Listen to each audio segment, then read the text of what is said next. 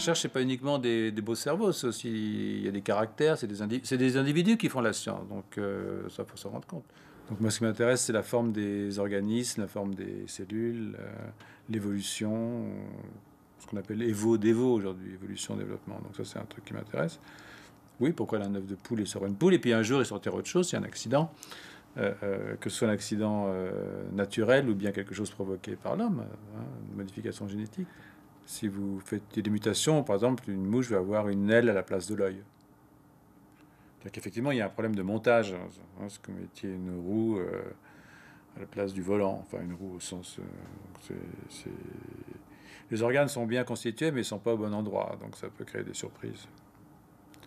Donc ce plan de l'organisme, ce sont les gènes de développement qui en sont les clés d'une certaine façon.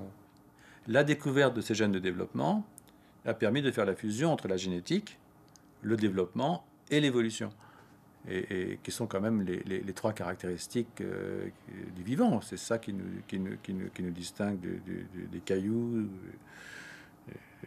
voilà, des trucs comme ça, quoi, de l'inerte. Oui, nous sommes plus près du chimpanzé que de la souris ou de la mouche, ça, mais bon, so what, hein? Donc, disons qu'on a 5 fois plus de cerveau qu'un chimpanzé. C'est tout ce qui fait que c'est nous qui écrivons sur le chimpanzé et pas le contraire.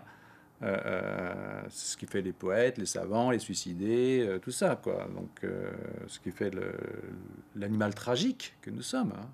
L'individu est tragique, il sait qu'il va mourir, et l'espèce est tragique aussi, c'est une espèce fulgurante. C'est aussi la beauté de l'espèce. Voilà, donc non, moi je trouve ça bien. Ça fait plaisir d'être là quand même si c'est pas pour longtemps.